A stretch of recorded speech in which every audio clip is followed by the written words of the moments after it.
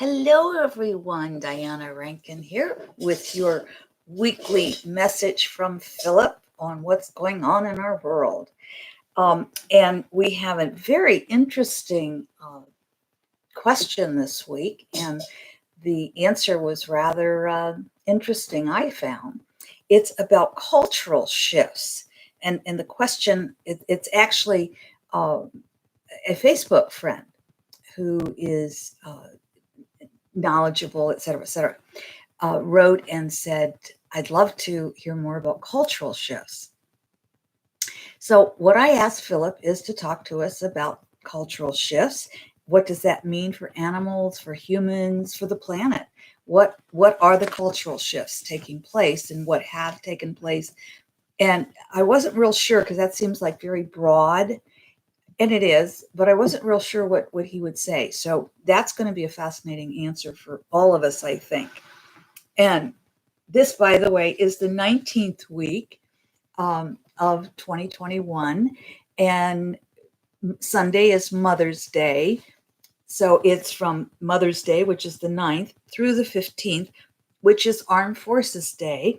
And in there on Tuesday is the last day of Ramadan as well. So happy Mother's Day to all of you mothers out there.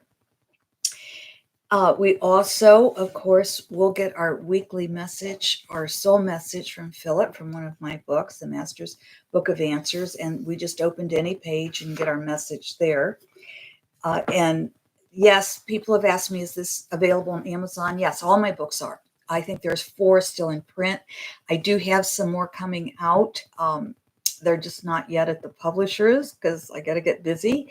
But this book is available, just Amazon and my name. And it should take you to this one, as well as The Found Child, Joy, 23 Days. They're all out there. Before we get, I want to welcome all of you, by the way. Thank you for coming by. For those of you who come by live, I'm always happy to see you. For those of you, who come by later and view this video, thank you so much. I'm so grateful.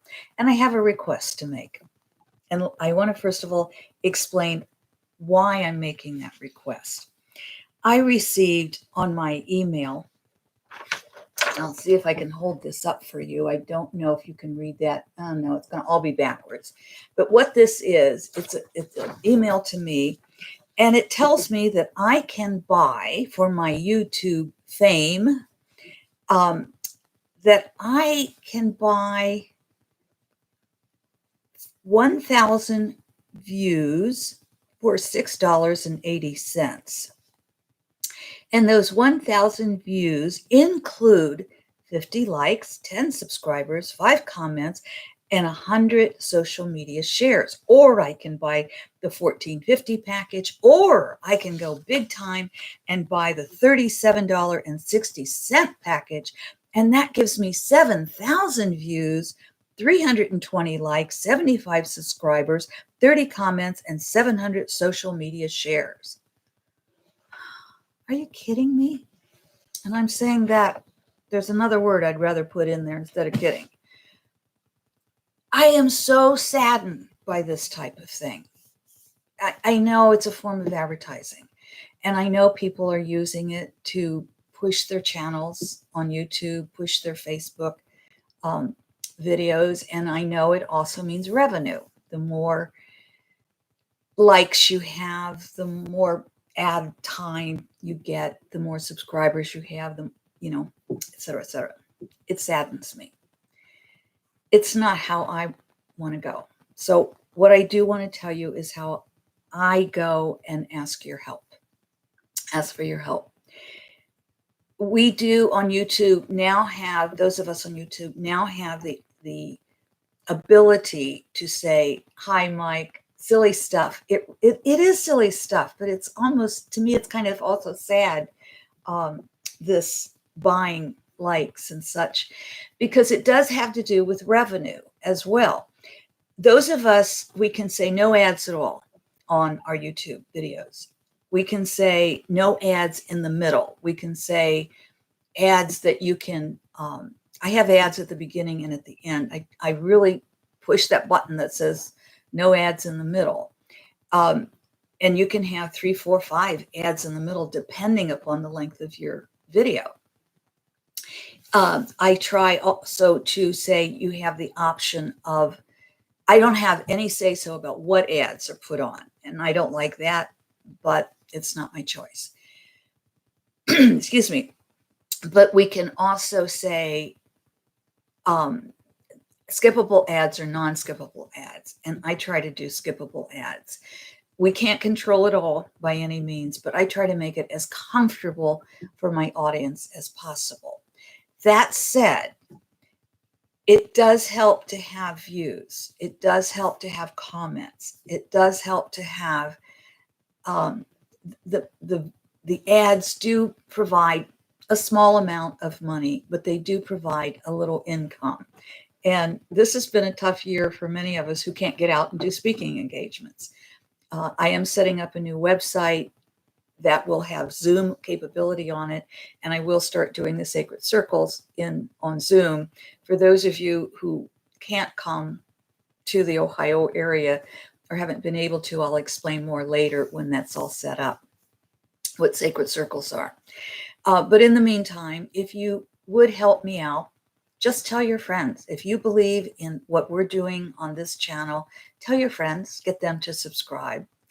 And if you would, even if you don't watch them, let the ads run at the end before you say goodbye. And at the beginning, sometimes that's a little bit harder. It does help with a little revenue. So thank you. Enough of that.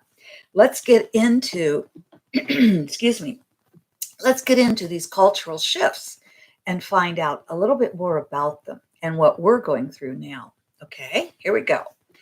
Philip's answer. Yes, well, you have experienced cultural shifts before this one that is currently taking place in your world. This is true of many who hear you now.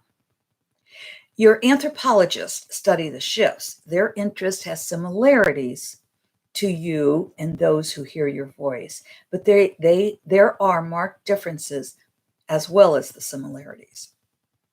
First, we will discuss the similarities. All of you seek to learn of experiences and life of the ancestors.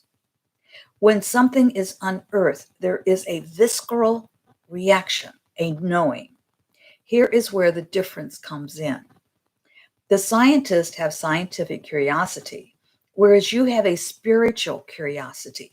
And Philip, excuse me, I didn't write this out, but he let me know when he says you, he's talking about all of us, not just me, but all of us. By the spiritual curiosity, by this we mean the former documents for study to form an opinion about a culture, whereas you feel the connector to the civilizations from another life experience. I read that a little rough, but what he's saying is the anthropologists, the scientists, they have a curiosity. Our curiosity is of a different experience because we recognize it's probably another life experience, whereas the anthropologist is studying it out of curiosity. Some probably recognize it's from another life experience, but not all. But those of us who come from the spiritual viewpoint are curious about the ancestors because we recognize we are healing much of what the ancestors needed healing, and we are healing this for the future as well as the past. And again, there is no past or future, but all life experience is happening at the same time. But for communication purposes, we talk past and future.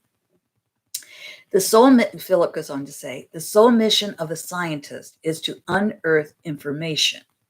Your purpose, and again, he's talking about all of us, your purpose is to create the energy, hold the energy, and lead into the cultural revolution. You do this out of knowledge from other life experiences. Throughout known history, there have been several cultural shifts that are documented in your history books. There are just as many not documented, and there are those yet to be discovered.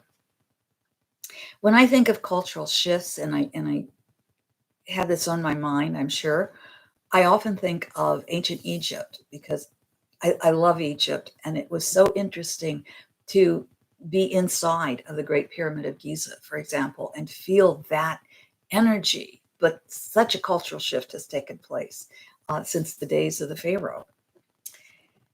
Okay, Philip goes on to say, since these are of interest, these being those deeper ones, those cultural shifts that many of us do have an interest, but Philip goes on to say, since these are of interest to but few, let us concentrate on the current cultural shift that is taking place. This will be of interest to many. Well, bless his heart. He's thinking of all of us, isn't he? Not just somebody like me who is fascinated by what happened to the ancient Egyptians and other cultures of that nature. Philip goes on to say, cultural shifts are part of evolution and constantly taking place. However, there are those periods when the shift is greater. These are the times of evolutionary shifts that change the course of life on the planet and the planet itself. This is the shift you are currently experiencing. This shift began in your calendar year in the 1990s. There was energy building for it before then, but this was the time of acceleration, which has continued to increase. Many of you have felt this acceleration. You have also been aware of turning points reached and fulfilled. Otherwise, you have felt the shifts. We say the plural shifts with an S because within an evolutionary shift, there are many levels of shift before the new cultural changes become the norm. Some shifts are subtle and quite tame, while others can feel quite earth-shattering. Excuse me. I want to go back to the 1990s. When I wrote that, I asked Philip, well, Philip, I'm part of the 1960s. There was a pretty big cultural shift then, wasn't there? And Philip's answer to that was yes, but. So there was a cultural shift then, but the world wasn't ready for it. It was coming on just a little bit too early. And so the 1990s is really when the shift started. He goes on to say, the current shift is redesigning humans. The future human will be genderless, for example. You can already see this taking place in your societies, although there is still much resistance. The future humans will be, I love this one, will be of multiple colors, including colors you do not see as skin tones. Adaptation will be needed as Earth grows more extreme in weather patterns. Adaptation is also required because of illnesses that current humans are unable to survive. And we're seeing that right now, that we have to start adapting to the climate change, and we're seeing it with the pandemic that we've been through. During this cultural shift, which takes hundreds of years, humans will learn of cooperation to survive. And when he says it takes hundreds of years, I think that's before the evolution is considered over and the new humans are all in place. But it doesn't mean it's going to take hundreds of years for all of it to take place, because we're already seeing it. Before the cooperation is recognized, wars and division will continue. Once those who cause the destruction are phased out, cooperation will be understood. This will bring about a planet of greater joy, although the full evolutionary shift will take time. It is now you must continue to bring this about. Recognize those who are labeled different because of their gender choice, their choice of a same-sex partner, their choice of skin color, or those who see life differently than most, the poets and artists, the autistic or different thinkers, and so on. All those sensitive beings who are labeled different from the current societies are the ones forming the future humans. They are the seers and knowers. They are the ones ushering in the world of the future, as are all those who celebrate the new world rather than clinging to a culture that is dying, as have cultures before. The planet participates in this shift by creating conditions that require all life to adjust to those conditions. The adjustment for humans is simple. Of what we are about to say, we hope you already know. Those who live their lives in love and joy have already made the shift and are creating the energetic pattern for others to widen it. And when I was writing that, I was seeing this like a mountain pattern, like a mountain path, a dirt road, or not even a road, it's just a path. And then I kept seeing it widen and get easier to walk along, so to speak. Phillip goes on to say, this is not to say all is easy in one's life. It is to say when anger or fear arise, call upon the future human to exchange the anger, the fear, the condemnation of self or another for love. Call upon the future self to help you evolve into that being who accepts all in love. It is then you become that future human being. I'll read that last part again.